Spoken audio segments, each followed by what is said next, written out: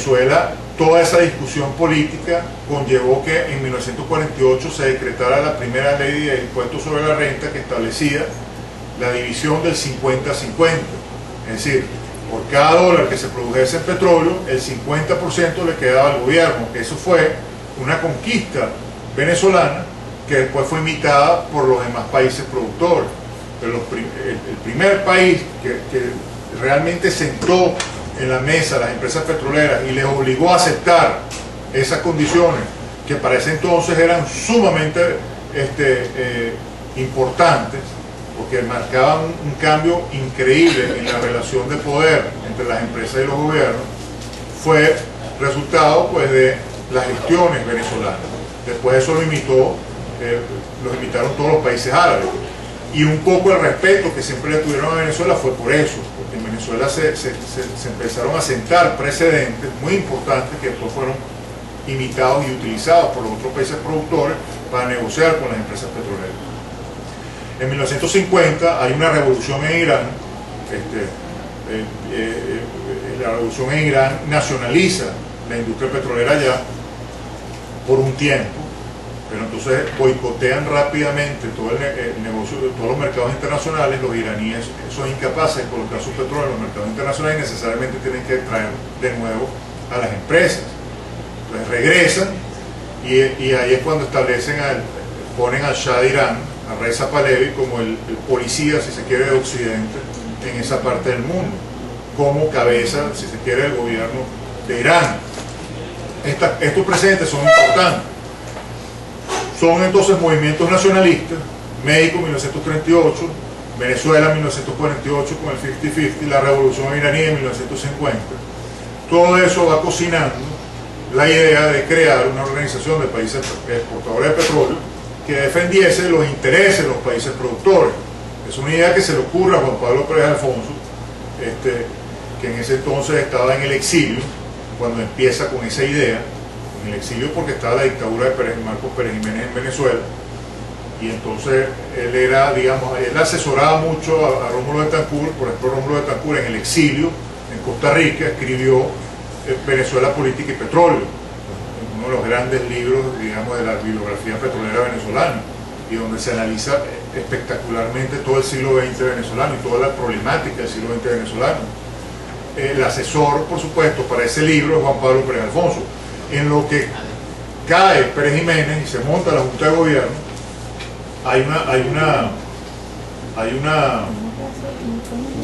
convención en Medio Oriente, de los países, si se quiere, los países productores de petróleo del Medio Oriente, donde invitan a Venezuela, la conferencia del Cairo. La conferencia del Cairo en 1959, Juan Pablo Pérez Alfonso ya va como representante del gobierno venezolano, y ahí se reúne con el ministro de Minas, Tariki, de Arabia Saudita, en reuniones privadas, y empiezan a manejar la idea de la tesis de crear una organización de países exportadores de petróleo. Efectivamente eso cuaja, y 5 países fundan en 1960 la OPEP. Es muy importante tener presente a la OPEP, porque la OPEP es otro de los puntos neurálgicos de la discusión petrolera venezolana, y uno de los grandes puntos, si se quiere, dogmáticos. Casi que uno no puede tocar la OPEP, porque es como si estuviéramos hablando de Dios, ¿no? En el discurso político venezolano es muy complicado hablar del tema de la OPEP. Pero es importante entender realmente qué ha sido la OPEP a nivel mundial y qué rol ha jugado y hasta qué punto verdaderamente defiende los intereses de Venezuela. Cuando se crea la OPEP en 1960, el precio del petróleo había estado constante desde 1928. Había estado en 1.5, 1.6 dólares de barril. Digo 1928 porque en 1928 hubo un precedente importante en cuanto a carteles se refiere. Las principales empresas petroleras del mundo se reúnen en Escocia, en un castillo llamado el Castillo de Arnacari, y ahí crean el acuerdo de Arnacari, en donde las grandes empresas petroleras se distribuyen en los mercados internacionales y pactan un precio. Y dicen, de ahora en adelante vamos a respetar este precio y no nos vamos a canibalizar entre nosotros. Este va a ser el precio del petróleo y los mercados van a ser este, y vamos a tratar de buscar asociaciones estratégicas entre nosotros, sinergias, para que la cosa funcione y no nos matemos entre nosotros mismos. Entonces eso funcionó muy bien durante buena parte del siglo XX. En 1960, cuando se crea la OPEP, lo que se busca es precisamente defender el precio, es decir, ¿por qué el precio va a ser ese? ¿Por qué no es más alto? ¿Y por qué ustedes, las empresas, van a definir el precio de algo que es nuestro petróleo? Somos nosotros los países los que tenemos que defender ese precio. Entonces, por eso nace, esa es la filosofía de la OPEP, buscar defender el precio y generarle presión a las empresas petroleras. Sin embargo, en los primeros años de la OPEP pasa sin pena ni gloria. De hecho, no la toman en cuenta a nivel internacional. Las empresas les parece eso como una aventura, medio surrealista. No la toman en cuenta, no le dan importancia, y realmente no tiene importancia la OPEP durante sus primeros 13 años de vida, de 1960 a 1973. Pero bueno, se crea ese precedente de los países productores unidos buscando defender sus propios intereses contra las empresas petroleras. Fíjense el antagonismo, siempre son países petroleros versus empresas petroleras. Nunca hubo realmente una relación simbiótica, sino siempre había como una relación de amor-odio, ¿no? Por un lado nos daban mucho, pero por otro lado se veía como una presencia incómoda. Incómoda paradójicamente, porque cuando uno ve la historia del petróleo en Venezuela, uno se da cuenta que todo nuestro desarrollo sociológico y económico del siglo XX fue de la mano de las inversiones petroleras. Gracias a esas inversiones petroleras y a las ciudades que comenzaron a generarse como consecuencia de esas inversiones, empezaron a surgir las clínicas, los hospitales, las autopistas, las conexiones entre los estados, en fin, la misma vivienda cambió, las condiciones de vida en cuanto a vivienda se refiere. Todo eso estuvo muy marcado por la actividad petrolera. Los primeros deportistas venezolanos que compitieron internacionalmente estaban becados por las empresas petroleras. Y las empresas petroleras comenzaron desde el principio a formar personal venezolano. Todo su tren obrero inicialmente era venezolano y después ese obrero pasó a ser gerente y gerente pasó a ser director. Y las empresas básicamente estaban manejadas por venezolanos, las empresas privadas, transnacionales en Venezuela. Pero había esa cosa muy imbuida, por supuesto, por el pensamiento de izquierda. Ustedes saben que la Segunda Guerra Mundial la ganó el comunismo, la ganó la Unión Soviética, y la Unión Soviética tuvo mucha influencia a nivel ideológico, sobre todo en Latinoamérica, tuvo muchísima influencia ideológica, y entonces todos esos movimientos de izquierda afectaron enormemente la estructura mental que se fue desarrollando con respecto a la presencia de empresas privadas y como motores de una economía, porque el pensamiento de izquierda no acepta eso. El pensamiento de izquierda siempre piensa que el Estado es un papá que tiene que proveer al hijo idiota que por sí mismo no puede hacer nada, y entonces todo hay que dárselo y por supuesto, como eso no es posible, el modelo siempre fracasa, y por eso siempre ha fracasado. No hay un solo caso de éxito histórico donde se haya aplicado ese modelo. Pero al punto que voy es que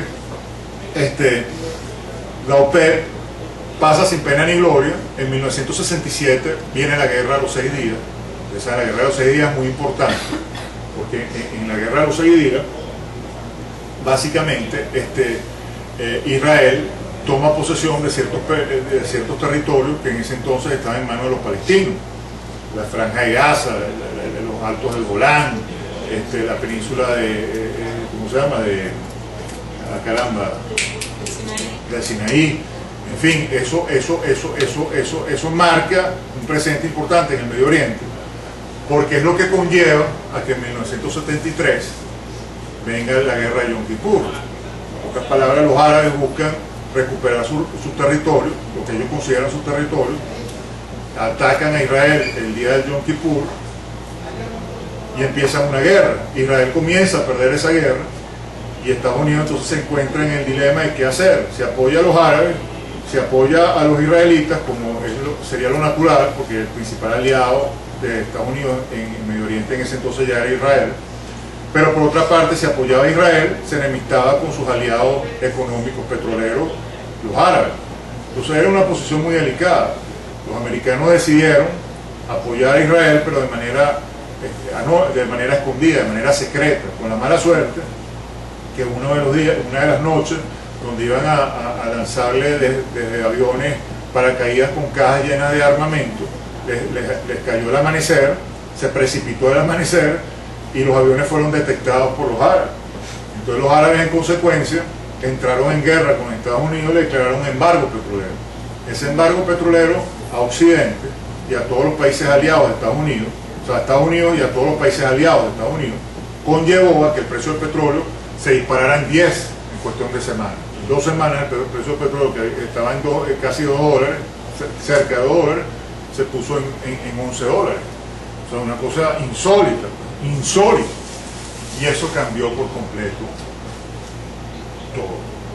¿Por qué cambió todo? Porque Venezuela, de 1935 a 1973, había tenido un crecimiento económico sostenido de los más altos del mundo. De los más altos del mundo. Venezuela de 1935 a 1973 logró generar, bueno, un desarrollo que fue modelo internacional. Surgió una clase media poderosa. Los venezolanos podían graduarse en universidades buenas venezolanas e irse a estudiar afuera y regresar y conseguir trabajo. Gente del mundo entero se venía a Venezuela como el país de la promesa. Españoles huyendo de Franco, yugoslavos huyendo de Tito, italianos huyendo del comunismo allá. Todo el mundo que tenía, los latinoamericanos huyendo de las dictaduras latinoamericanas, se venían todos a Venezuela. Y en Venezuela fundaban empresas y así establecían familias y lograban gran prosperidad, gran prosperidad. Pues Venezuela se transformó en un modelo a nivel mundial en esa época, culturalmente, desde todo punto de vista. Los grandes pintores, los grandes artistas, todos tenían que ver con Venezuela. La Universidad Central de Venezuela, sin ir más lejos, es consecuencia de eso. Esta maravilla que es esta universidad, desde el punto de vista arquitectónico, paisajístico, es producto de una cultura que estaba viva en el país y que producía personajes como Villanueva, porque esos personajes no nacen de generación espontánea, nacen como consecuencia de un entorno